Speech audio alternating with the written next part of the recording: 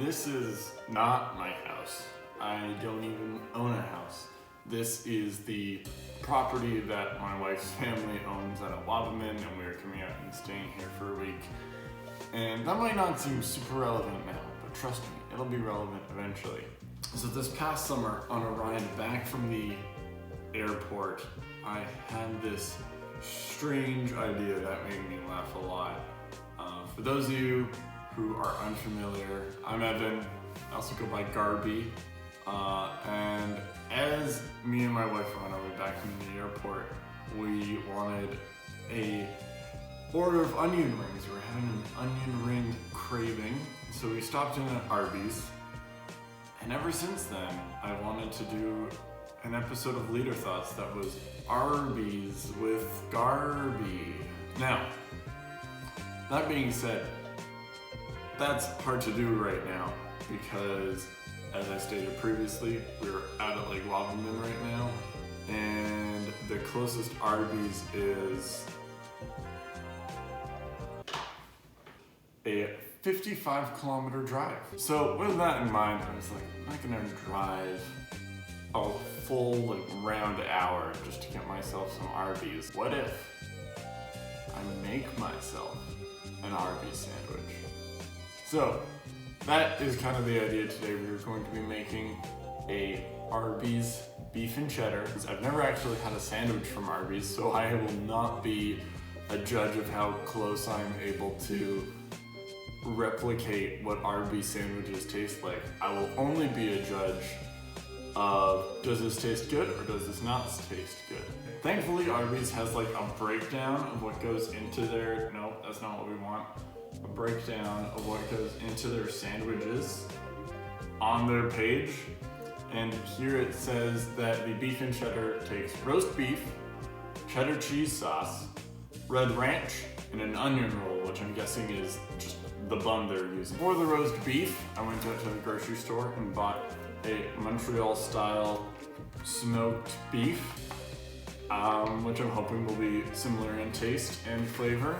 I wasn't able to find any onion rolls, but I was able to find some kind of cheese roll bun things, which I think will be delicious as a bun for a sandwich. For the cheddar cheese sauce, we have some cheddar cheese in the house as well as some cheese whiz. I think we're gonna try to mix that with some milk and make a little cheddar cheese sauce concoction.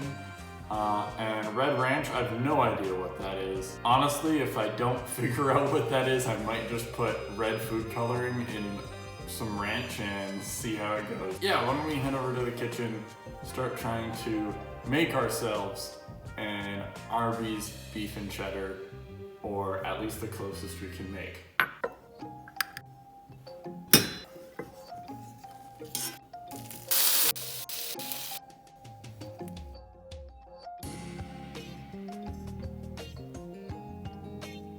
So now that I've made myself the closest thing to an Arby's beef and cheddar I could try to do, all we have left to do is take the plunge and give it a try. So, cheers.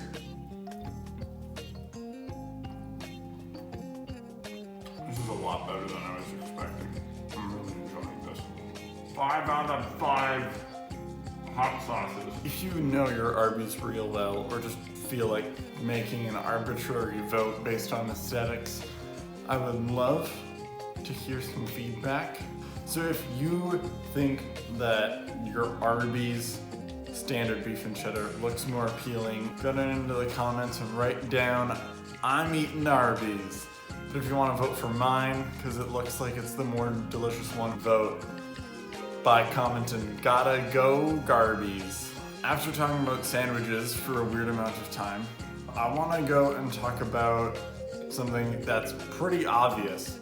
The sandwich I made is not an Arby's beef and cheddar. You're probably thinking like, well, you just said it was. Like, you said you were making an Arby's beef and cheddar. And yes, I tried to follow the ingredients as best as I could, but the reality is what I made is not an Arby's beef and cheddar. It's a Garby's beef and cheddar. Garby's, we sure do like our sandwiches. It really is just because, as you could also kind of see, I didn't know what is all involved in the making of the Arby's beef and cheddar. I didn't have the proper onion roll bun. I used a cheese bun instead. I still don't know what red ranch is. Cheddar cheese sauce I used, probably a lot different than theirs. There's just so many things that, even though they are minor differences, that make my sandwich distinct from their sandwich. This brings me to my thought this week, which is based around identity and our identity as God's children. It says in Psalm 139:13, "For you created my inmost being, you knit me together in my mother's womb." And it then states something similar in 2 Corinthians 6:18, saying, "And I will be father to you, and you shall be sons and daughters to me, says the Lord Almighty." And the reason I want to talk about this is that it's something that has been very helpful to me on my walk with faith.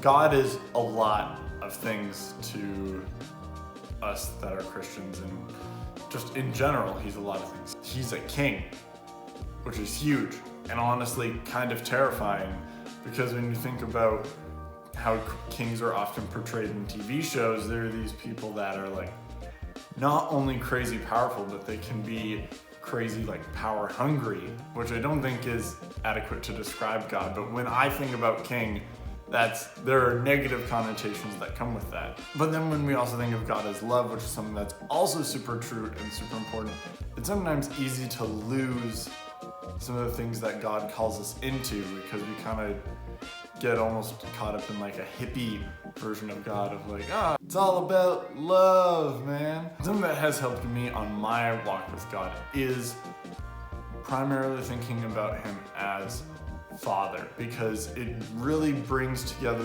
the ideas of kingship and love into a very harmonious picture for me. As in, he is someone that calls me to a better life and to do better things, and calls me into a life that I live out worthy of my calling.